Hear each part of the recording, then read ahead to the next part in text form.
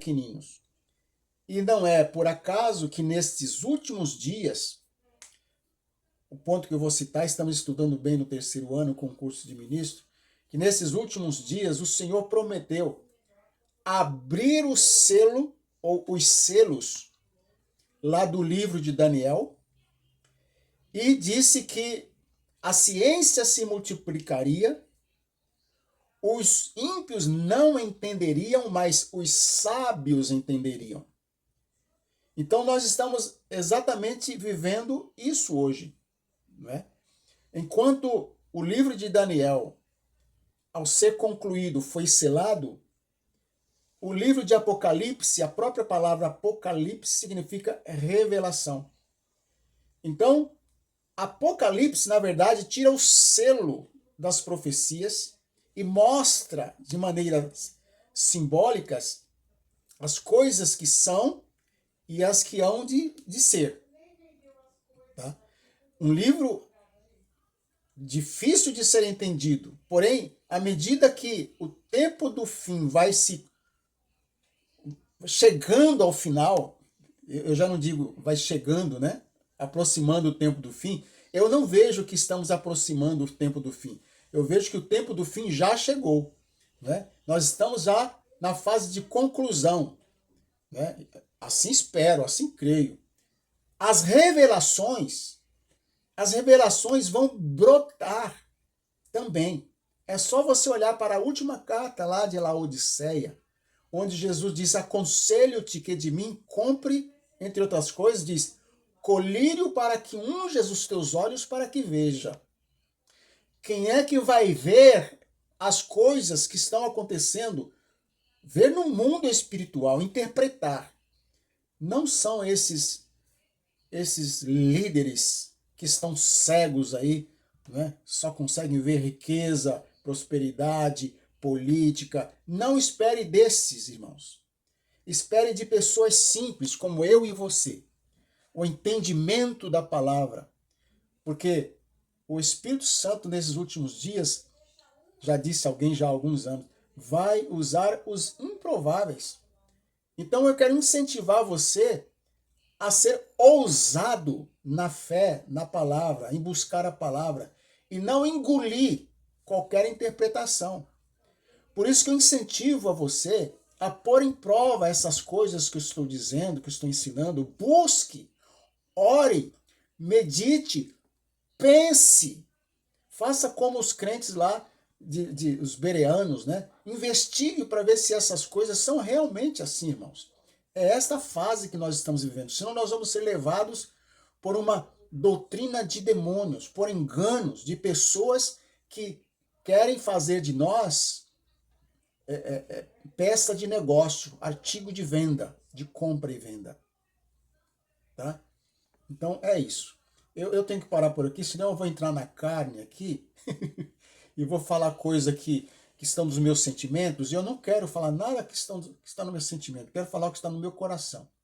Então um cordeiro seria sacrificarás pela manhã e o outro cordeiro sacrificarás à tarde. Eu já falei sobre isso, de Jesus que foi sacrificado às 9, né?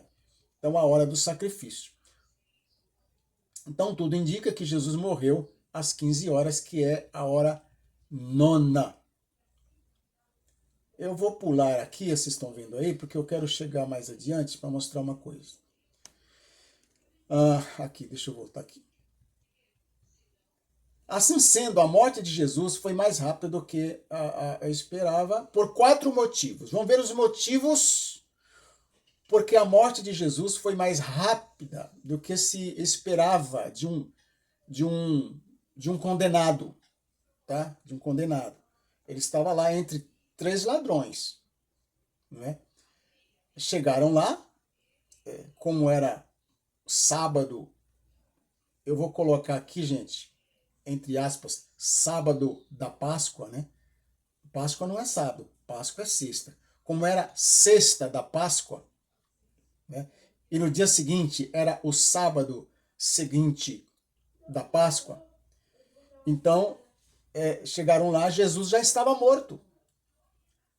Os dois outros não. Eles quebraram as pernas dos outros para apressar a morte dos outros, não, dos ladrões, né? Porque Jesus não era um deles, né?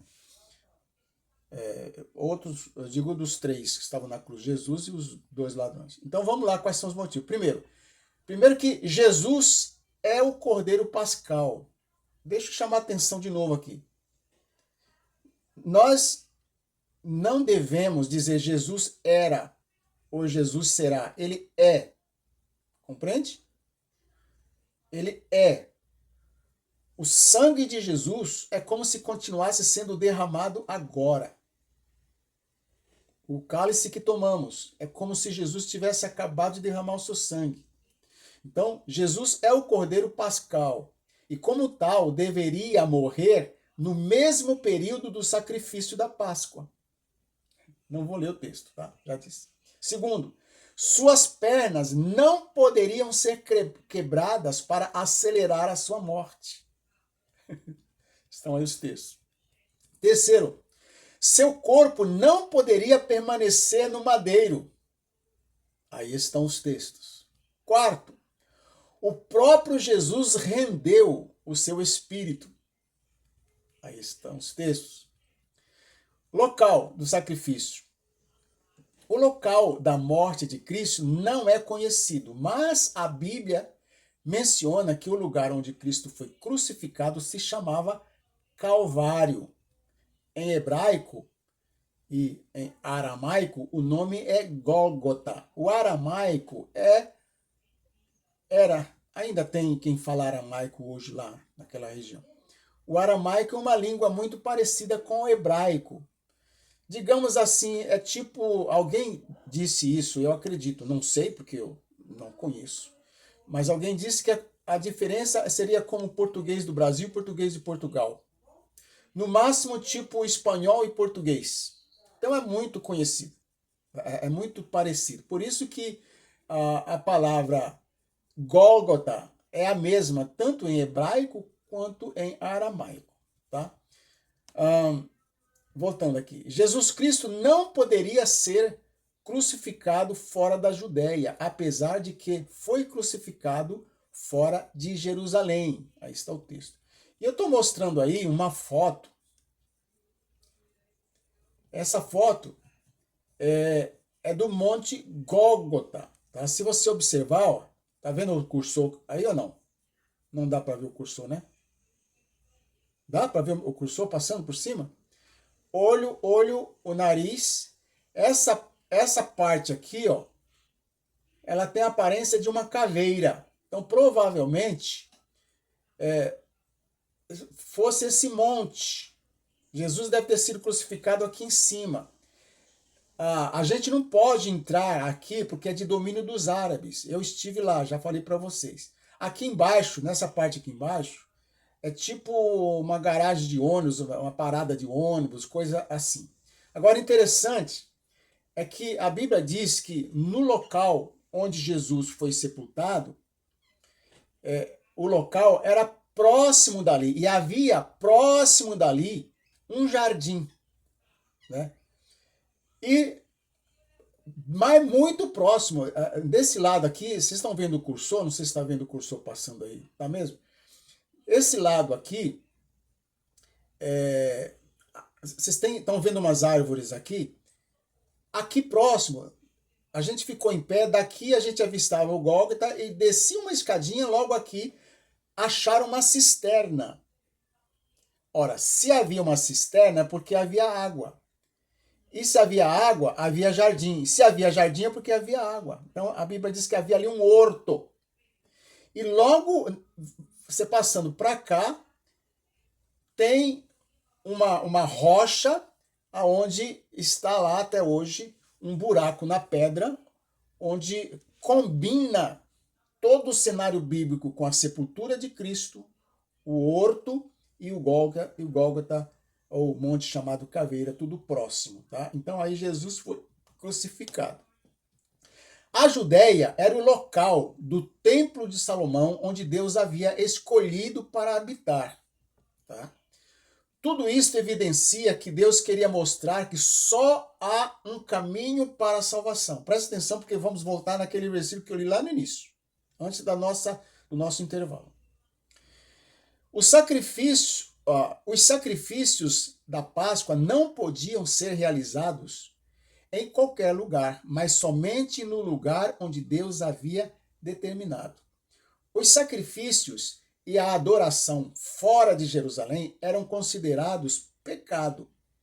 Deus não aceita outro sacrifício além do sacrifício de Cristo, que Cristo realizou no Calvário. Desse modo, ordenando que os sacrifícios fossem realizados no templo. Deus estava querendo demonstrar que só há um caminho para a salvação. Jesus é descendente de Judá, tá? Deixa eu parar aqui para dizer como é importante você, como estudante de teologia, estudante de um curso bíblico de capacitação e liderança, ler com atenção a genealogia bíblica.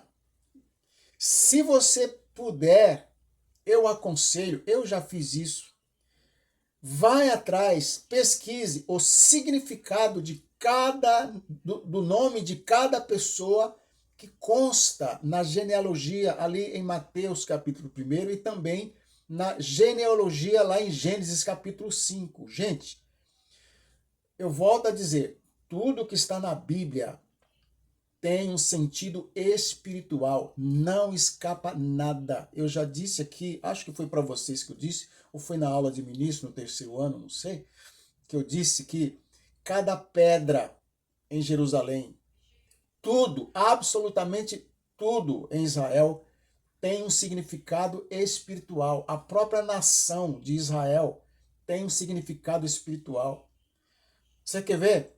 Quando você pega a Bíblia em hebraico, Gênesis capítulo 1, logo no primeiro capítulo de Gênesis, existe um estudo que mostra isso. Quando vocês estudarem noções hebraico do curso que nós temos, que o 3º ano já está estudando, vocês vão ver isso.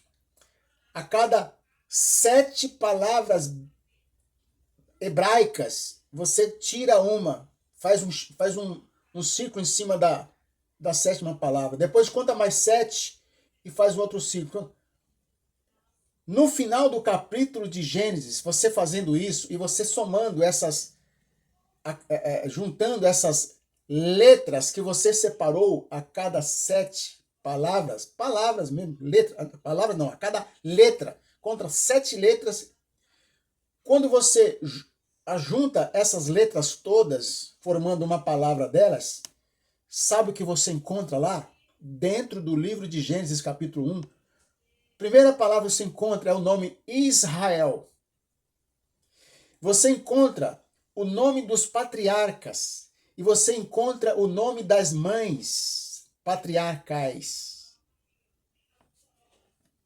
Gente, o hebraico é a coisa mais linda, a língua mais rica que existe, porque é a linguagem que Deus conversou com Adão e escreveu a Bíblia.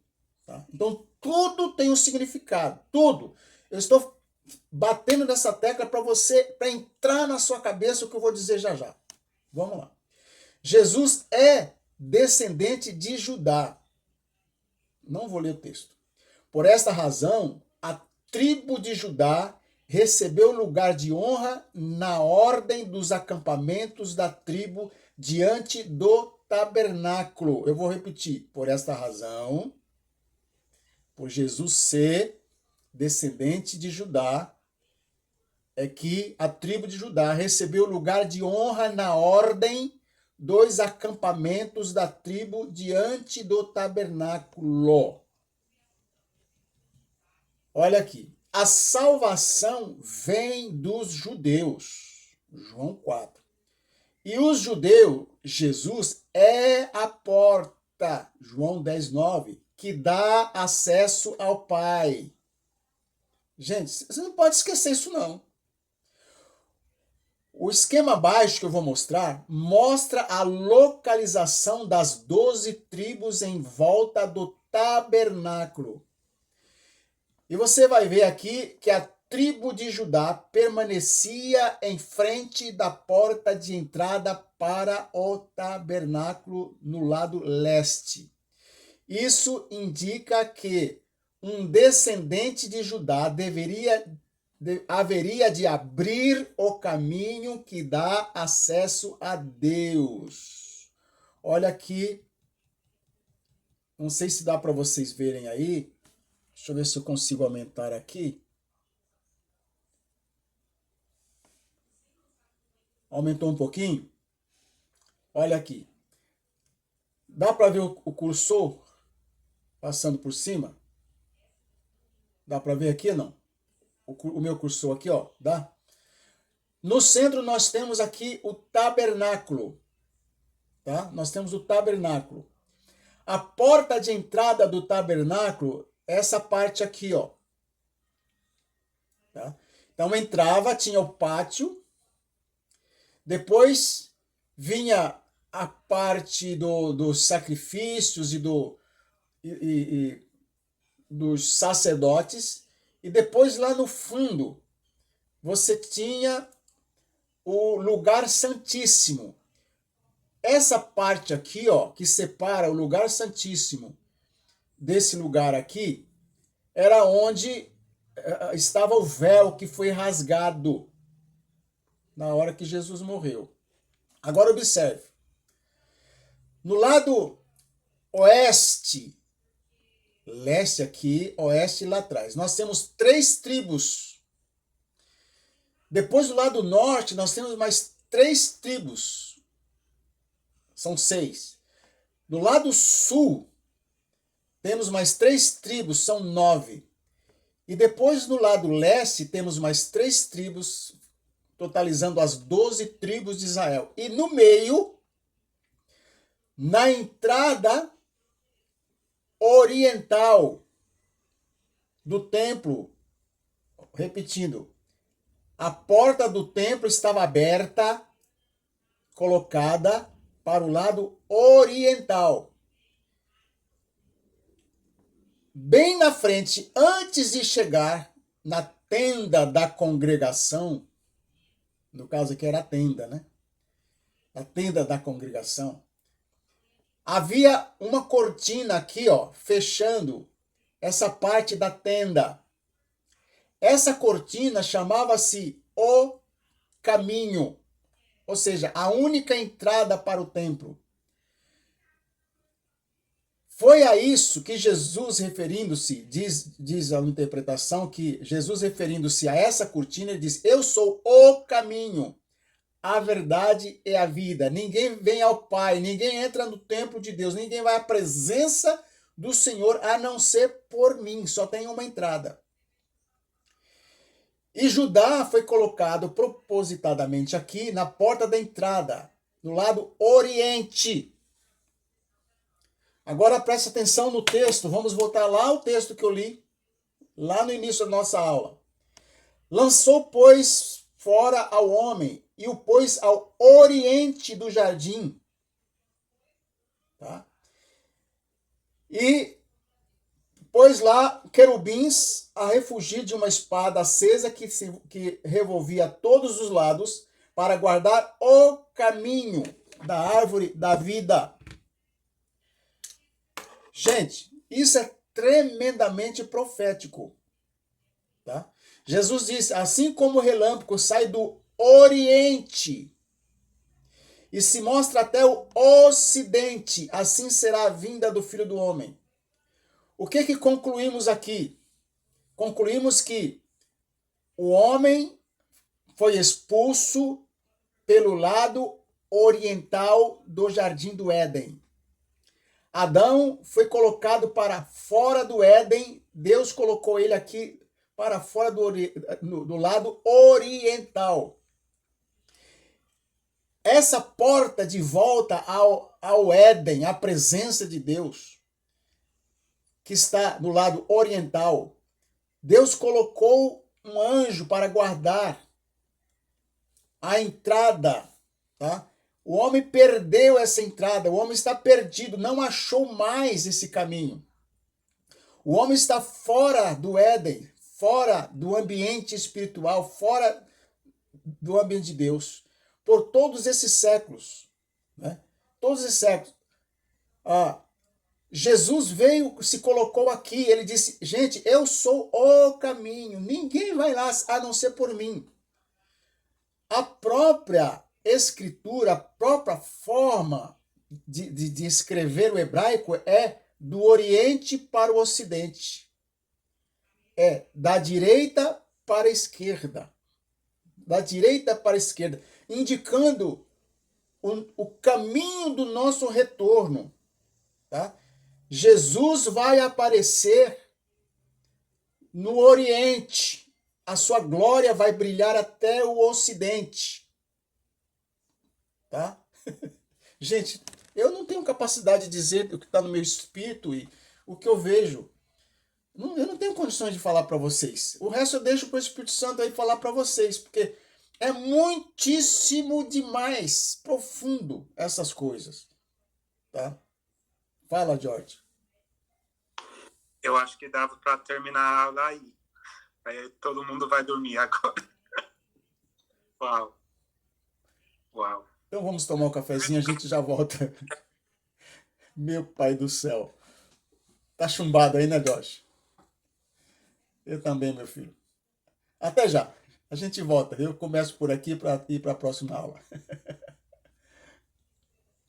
O abismo. E o Espírito Santo fazia o quê? Movia-se sobre a face das águas. Então o Espírito Santo, que é Deus, que é uma pessoa, ele está sempre se movendo. Sabe? Agora vem, abro parênteses aqui, me dá a impressão que o Espírito Santo, como pessoa, ele sai visitando grupos e pessoas. É como se saísse visitando grupos e pessoas. Então, de repente, há um grande mover em Pensacola. Daqui a pouco acabou o mover. Cadê o Espírito Santo? Foi embora? Não, mas ele já está movendo em outro lugar. Porém, não é porque ele não move mais com aquele sopro, com aquele avivamento lá em Pensacola. Eu digo Pensacola, não sei se vocês conhecem a série do avivamento que é o Pensacola, que o Espírito Santo saiu de Pensacola. Não. Tenho certeza que as igrejas lá daquela região pregam o Espírito Santo lá agindo. Só que com aquela intensidade, com aquele mover, ele já não está fazendo isso lá. Ele está fazendo em outros lugares. E assim, o Espírito Santo, nessa dinâmica, ele traz movimentos, ele traz avivamentos aqui, traz acolá, sai de lá, vai para lá. Agora, fecho aqui o meu parênteses. Tem gente que acha que o Espírito Santo ele vai descer com tanto poder e haverá um grande avivamento na terra, no mundo inteiro. Eu também acredito, já preguei muito isso. Porém, eu tô repensando isso. Sabe por quê? Porque o Senhor Jesus disse assim, quando o Filho do Homem vier, por acaso achará fé na terra? Então, não existe, olha, não existe nenhum versículo no Novo Testamento que nos garante que haverá um avivamento da igreja antes do arrebatamento. Não existe. Ah, mas está escrito que nos últimos dias... Não. Esses últimos dias não são os últimos dias Kairos, entendeu? Aliás, Cronos. Não são últimos dias nossos. Eu não posso controlar isso, não, porque os últimos dias vai acontecer. Sabe, quando tiver faltando 15 dias para o arrebatamento da igreja, um ano, você vai ver. Irmãos, tomara. Mas o que eu tenho segurança de ensinar para vocês é o seguinte. Esses últimos dias referem-se aos 2 últimos dias. 2000 anos. Desde que o Espírito Santo desceu naquele dia. Inaugurou um período de 2000 anos. Inaugurou um período que já estamos. Aliás, deixa eu melhorar aqui.